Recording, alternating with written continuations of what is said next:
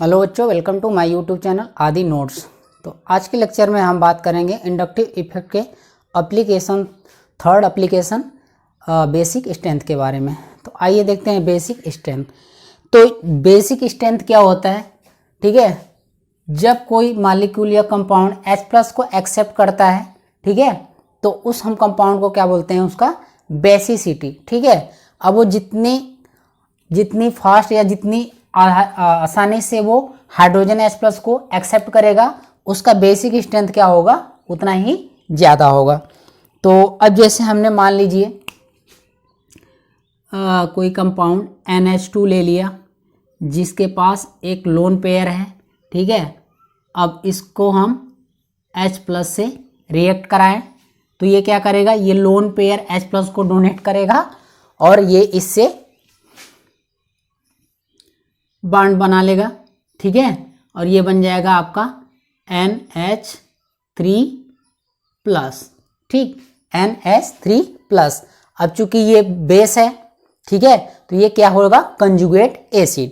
ठीक, अगर ये बेस वीक है तो ये कंजुगेट एसिड क्या होगा? स्ट्रांग होगा। अगर ये स्ट्रांग है तो ये कंजुगेट एसिड जो होगा वो वीक होगा। ठीक, तो अब देखिए, अब उसी तरह से अब ये हाइड्रोजन को रिप्लेस करके पुनः NH2 और H+ में ब्रेक हो सकता है। ठीक, NH2 H+ जुड़ के NH3+ बन सकता है और NH3+ H+ को रिमूव करके NH2 और H+ में ब्रेक हो जाएगा। तो चूंकि अब ये एक दूसरे में कन्वर्ट होता रहेगा, तो इस तरह के रिएक्शन को हम लोग बोलते हैं इक्विलिब्रियम रिएक्शन। ठीक, तो अब इक्विलिब्रियम रिएक्शन है तो अब इसमें क्या होगा? इसमें आयनाइजेशन कांस्टेंट। ठीक, चूंकि यहाँ पे आयनाइजेशन हो रहा है तो आयनाइजेशन कांस्टेंट, अब ये बेस है तो आयनाइजेशन कांस्टेंट ऑफ बेस। ठीक, तो ये क्या हो जाएगा? Ionization constant of base. ठीक, तो अब देखिए, अब अगर हम बात करें तो आपको आयनिक इक्विलिब्रियम से, तो देखिए Kb बराबर क्या हो जाएगा? प्रोडक्ट, यानी कि NH3+ अपान NH2 और H+। तो देखिए, अगर NH3 यानी कि प्रोडक्ट का वैल्यू ज़्यादा तो Kb की वैल्यू ज़्यादा, ठीक, और इनकी वैल्यू कम तो Kb की वैल्यू ज़्यादा। तो यानी कि कुल मिला के अगर इक्विलिब्रियम फॉरवर्ड डायरेक्शन में शिफ्ट होगा तो Kb की वैल्यू ज़्यादा। तो Kb की वैल्यू ज़्यादा तो ये क्या हो जाएगा? इसकी बेसिसिटी क्या होगी? ज़्यादा होगी। ठीक, तो इसका मतलब अगर हम बेसिक स्ट्रेंथ की बात करें तो Kb की वैल्यू से डायरेक्टली प्रोपोर्शनल होगा। अगर Kb की वैल्यू ज़्यादा तो बेसिक स्ट्रेंथ ज़्यादा। ठीक, तो चलिए हम अगर आर्डर की बात करें, बेसिक स्ट्रेंथ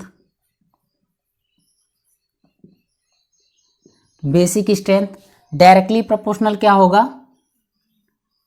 Kb के। ठीक है, डायरेक्टली प्रोपोर्शनल Kb के। अगर Kb की वैल्यू ज़्यादा तो बेसिक स्ट्रेंथ ज़्यादा। ठीक, पहले हम बात कर लेते हैं H+ एक्सेप्टिंग टेंडेंसी, ठीक है, तब Kb की। तो H+ एक्सेप्टिंग टेंडेंसी, ठीक है, जितने आसानी से H+ एक्सेप्ट करेगा उसका बेसिक स्ट्रेंथ उतना ही ज़्यादा होगा। और ये आयनाइजेशन कांस्टेंट Kb क्या होगा? डायरेक्टली प्रोपोर्शनल, यानी कि Kb की वैल्यू जितना ज़्यादा होगी उसका बेसिक स्ट्रेंथ उतना ही ज़्यादा होगा। ठीक है, आगे बात करें तो देखिए, अब Kb की वैल्यू तभी ज़्यादा होगी जब वो H+ को लोन पेयर डोनेट करेगा, तभी तो H+ इसको जाके जुड़ेगा। तो इसका मतलब कि उस पे नाइट्रोजन पे, ठीक है, नाइट्रोजन पे जो इलेक्ट्रॉन की डेंसिटी है वो ज़्यादा होनी चाहिए, तो ही तो उसका बेसिक स्ट्रेंथ ज़्यादा होगा, तभी तो वो H+ को आसानी से एक्सेप्ट कर पाएगा। ठीक, तो इसका मतलब अगर हम बात करें तो ये हो जाएगा आपका directly proportional electron density on nitrogen atom. ठीक है, electron density on nitrogen atom. ठीक, और अगर हम बात करें आई इफेक्ट की, तो आई इफेक्ट में देखिए, अगर हम प्लस आई की बात करें तो ये क्या करेगा, उस कंपाउंड से जिससे जुड़ा रहेगा उस मॉलिक्यूल वो इलेक्ट्रॉन डोनेट करेगा। तो जब इलेक्ट्रॉन डोनेट करेगा तो उस पर इलेक्ट्रॉन की डेंसिटी को क्या करेगा, बढ़ाएगा। तो यानी कि अगर हम बात करें तो प्लस आई क्या करेगा, इलेक्ट्रॉन की डेंसिटी को बढ़ाएगा, तो बेसिक स्ट्रेंथ क्या होगा, बढ़ेगा। और अगर हम माइनस आई की बात करें तो ये इलेक्ट्रॉन को क्या करेगा, रिमूव करेगा, तो इलेक्ट्रॉन डेंसिटी को घटाएगा, तो ये क्या करेगा, डिक्रीज करेगा। तो यानी कि अगर हम बात करें आई इफेक्ट में, तो जो प्लस आई इफेक्ट है वो डायरेक्टली होगा और माइनस आई जो होगा वो इनवर्सली होगा, यानी कि माइनस आई क्या करेगा, डिक्रीज करेगा। तो ये आप रिलेशन बेसिक स्ट्रेंथ का याद रखिएगा। ठीक, चलिए आपको हम एक एग्जाम्पल लेते हैं। NH3 RNH2 RNH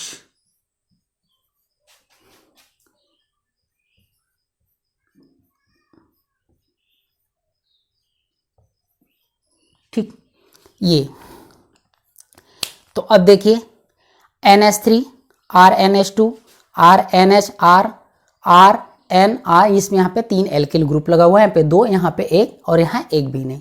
ठीक है, तो अब देखिए इसमें हमें क्या निकालना है, बेसिक स्ट्रेंथ का ऑर्डर निकालना है। तो अब देखिए इसमें कोई भी एक्स्ट्रा ग्रुप नहीं है जो इस पे इलेक्ट्रॉन की डेंसिटी को बढ़ाए। तो इस पे देखिए एक आपका एल्किल ग्रुप लगा हुआ है। ठीक है, एक एल्किल ग्रुप लगा हुआ है, तो हम बात करें तो A प्लस आई ग्रुप है। ठीक है, एक है। इस पे हम बात करें तो 2 प्लस आई ग्रुप हैं। ठीक है, इस पे अगर हम बात करें तो 3 प्लस आई ग्रुप हैं। अब देखिए अगर हम बात करें तो प्लस आई ग्रुप क्या हो रहा है, बढ़ रहा है। और अभी आपको जस्ट ऊपर ही बताया हमने कि प्लस आई जब ग्रुप जुड़ा होता है तो वो बेसिक स्ट्रेंथ को क्या करता है, बढ़ाता है। ठीक है, तो अब देखिए जो इस पे लोन पेयर है, इस पे केवल एक प्लस आई ग्रुप बढ़ाएगा, इस पे 2 बढ़ा रहे हैं। ठीक है, इस पे 2 बढ़ा रहे हैं, इस पे 3। तो देखिए अब क्या हो रहा है कि इस पे लोन पेयर की डेंसिटी सबसे ज़्यादा हो रही है और इस पे बढ़ाने वाला कोई नहीं है। तो देखिए अब अगर हम आर्डर की बात करें तो आर्डर क्या हो जाएगा, सबसे ज़्यादा ये, फिर ये, फिर ये। ठीक, आर्डर सबसे ज़्यादा क्या हो जाएगा, ये, फिर ये, फिर ये, फिर ये। अगर हम बात करें तो ये आपका 3 डिग्री है। ठीक है, और ये आपका 2 डिग्री है, और ये आपका 1 डिग्री है, और ये सिंपल आपका एमीन है। ठीक है, अमोनिया। अब ध्यान रहे, अगर हम बात करें, अगर हम इधर से इधर जा रहे हैं तो प्लस आई इफेक्ट क्या हो रहा है, इंक्रीज हो रहा है। तो प्लस आई इफेक्ट इंक्रीज हो रहा है तो बेसिक स्ट्रेंथ भी क्या हो रहा है, इंक्रीज कर रहा है। लेकिन ध्यान रखना ये जो है ये किसमें है, गैसियस फेज में। ठीक है, किसमें, गैसियस फेज में और नॉन पोलर सॉल्वेंट में। तो ध्यान रखना है, अगर हम इसके मीडियम को चेंज कर देंगे तो ये जो आर्डर है ना वो बदल जाएगा। ठीक है, ये आर्डर क्या हो जाएगा, बदल जाएगा। तो ध्यान रखना ये किसमें है, गैसियस फेज में। ठीक है, तो इसको आप लिख लीजिएगा, valid only in gaseous phase. ठीक है, वैलिड ओनली गैसियस फेज या आपको नॉन पोलर सॉल्वेंट नीचे लिख दे रहे हैं, नॉन पोलर सॉल्वेंट। ठीक है, नॉन पोलर सॉल्वेंट।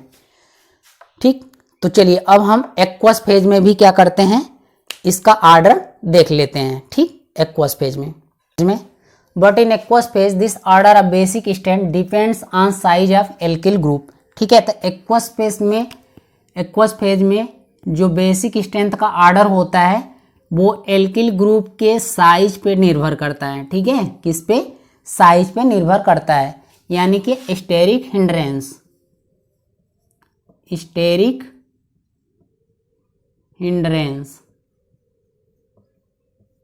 ठीक, स्टेरिक हिंड्रेंस।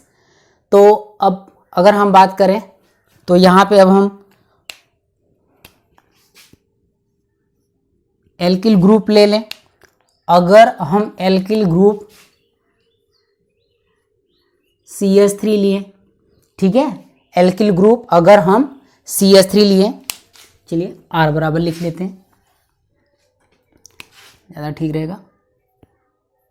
R बराबर यानी कि एल्किल ग्रुप अगर हम मेथिल लिए, ठीक है, अगर हम मेथिल लिए तो अब ऑर्डर क्या हो जाएगा आपका 2 डिग्री।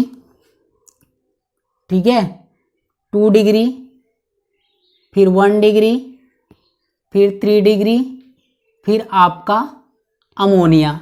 ठीक है, हम डायरेक्ट लिख रहे हैं 2 डिग्री, फिर 1 डिग्री, फिर 3 डिग्री, फिर आपका अमोनिया। यानी कि अभी जो आप कंपाउंड हमने लिखा था ये हो गया आपका NH3।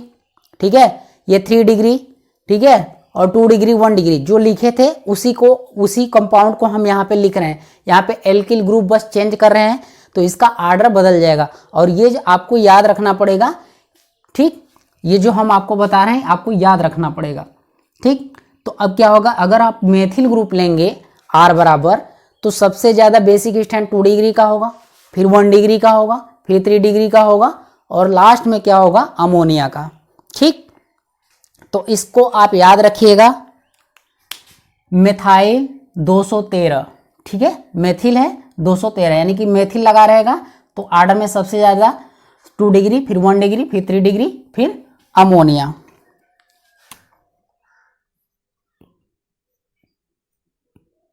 ठीक, अब अगर हम R बराबर, ठीक है, R बराबर क्या ले लें, C2H5 यानी कि एथिल। ठीक, तो अब एथिल ले लेंगे तो क्या हो जाएगा इसका ऑर्डर, तो इसका ऑर्डर हो जाएगा 2 डिग्री ही रहेगा, फिर यहाँ पे 3 डिग्री हो जाएगा, और फिर 1 डिग्री हो जाएगा, फिर आपका अमोनिया हो जाएगा। ठीक है, 2 डिग्री, 3 डिग्री, फिर 1 डिग्री, और फिर आपका अमोनिया। ठीक, तो इसका लर्निंग ट्रिक हो जाएगा एथाइल 231, एथाइल 231। ठीक, तो लर्निंग ट्रिक भी आपको बताते चल रहे हैं। तो कहने का मतलब जब आप एल्किल ग्रुप आपका एथिल हो गया तो आपका बेसिक स्ट्रेंथ का ऑर्डर जो हो गया वो क्या हो गया, सबसे ज़्यादा 2 डिग्री, फिर 3 डिग्री, फिर 1 डिग्री, फिर अमोनिया। ठीक,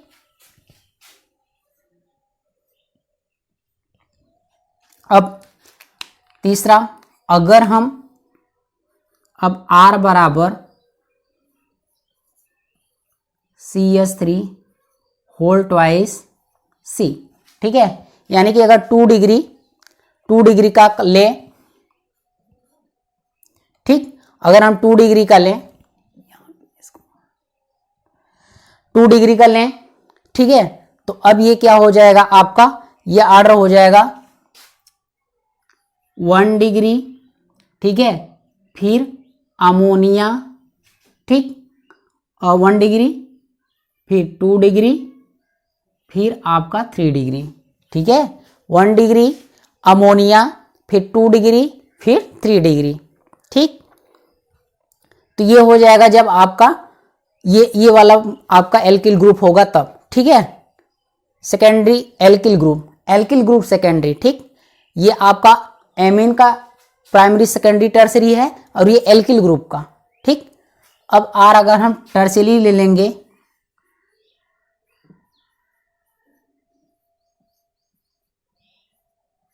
ठीक, तो अब ये क्या हो जाएगा, अब ये आर्डर हो जाएगा, इसमें जो अमोनिया है ना इसका सबसे ज्यादा हो जाएगा,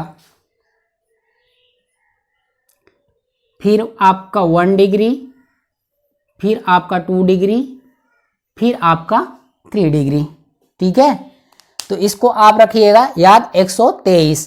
बस ध्यान रखिएगा कि 2 डिग्री में अमोनिया 1 डिग्री के पीछे है और 3 डिग्री एल्किल ग्रुप में अमोनिया सबसे आगे है। ठीक, तो ये आपका आर्डर हो जाएगा।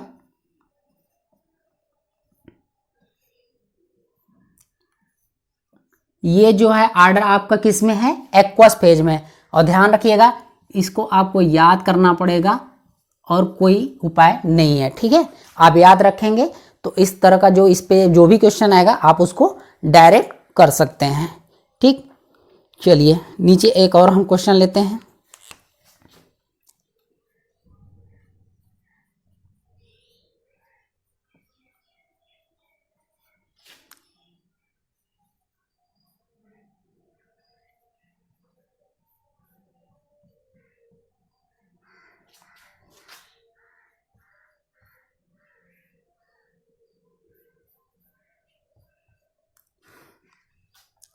ठीक, तो अब ये देखिए ये है, ये आपका है आपका एमीन, इसका नाम है एमीन, और इसका है ईमीन। ठीक है, इसका नाम है ईमीन, और ये आपका है साइनाइड। साइनाइड, इसमें बेसिक स्ट्रेंथ का आर्डर आपको देखना है। ठीक, किसका बेसिक स्ट्रेंथ का आर्डर, इसमें तो आपको पता है कि लोन पेयर है।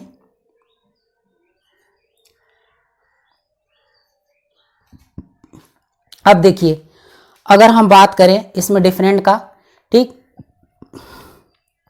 तो इसमें सिंगल बाड है, ये डबल बाड है और ये ट्रिपल बाड है।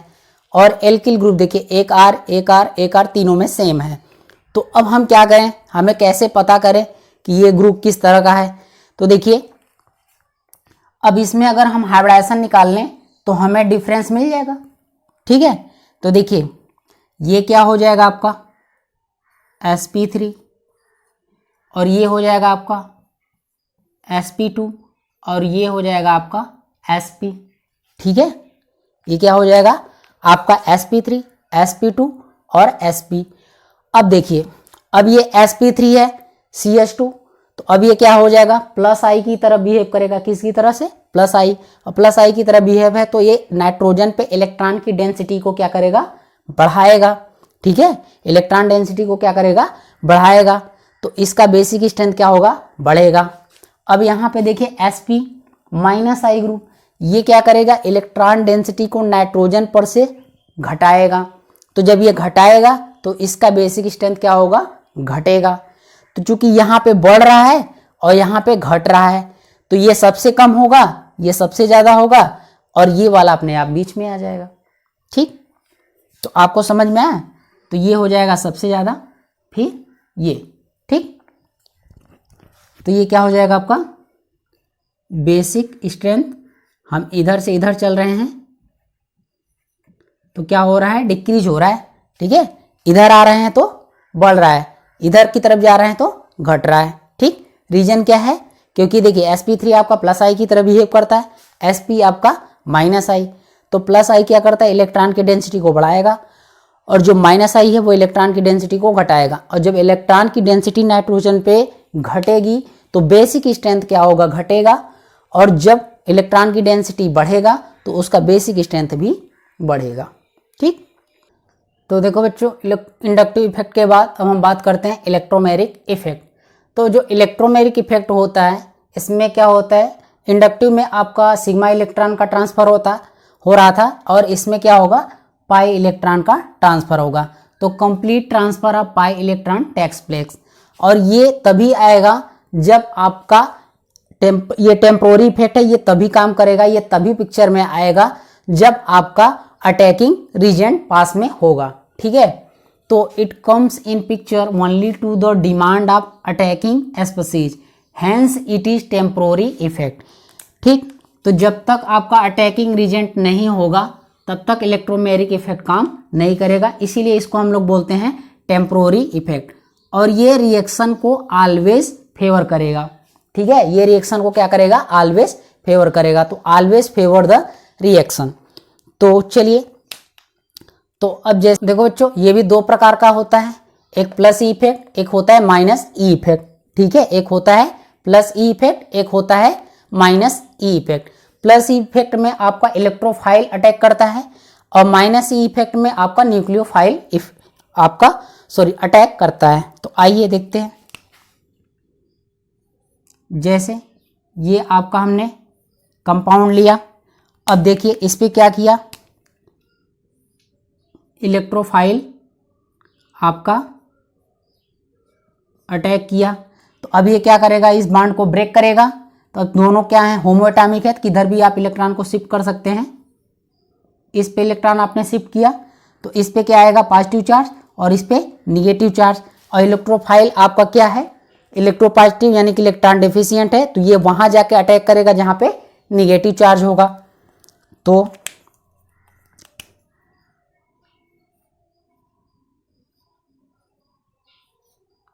आपका ये प्रोडक्ट बनेगा। ठीक, तो इसको हम लोग बोलेंगे प्लस ई इफेक्ट। ठीक, इसको क्या बोलेंगे हम लोग, प्लस ई इफेक्ट। अब इसमें जो इलेक्ट्रोफाइल अटैक करता है तो इसको हम लोग बोलते हैं electrophilic addition reaction, electrophilic addition reaction. ठीक, अब हम बात करते हैं न्यूक्लियोफाइल का। तो देखिए इस पे हम क्या करेंगे, न्यूक्लियोफाइल का अटैक कराएंगे।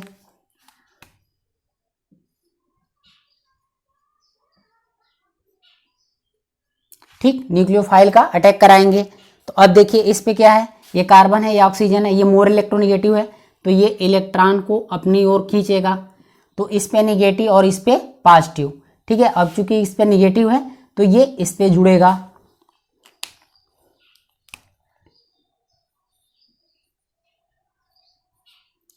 इस पे आपका निगेटिव चार्ज हो जाएगा और यहाँ आपका न्यूक्लियोफाइल ऐड हो जाएगा। तो इस तरह के हम इफेक्ट को बोलेंगे माइनस ई इफेक्ट। ठीक, और इस रिएक्शन को हम लोग बोलेंगे न्यूक्लियोफिलिक एडिशन रिएक्शन। ठीक है, NaR, न्यूक्लियोफिलिक एडिशन रिएक्शन। ठीक, तो ये इस तरह से क्या करता है, आपका इलेक्ट्रोमेरिक इफेक्ट काम करता है। ठीक, तो इसको लिख लीजिएगा। इस लेक्चर में इतना ही, आगे हम आपको बात करेंगे रेजोनेंस, ठीक है, या मेसोमेरिक इफेक्ट।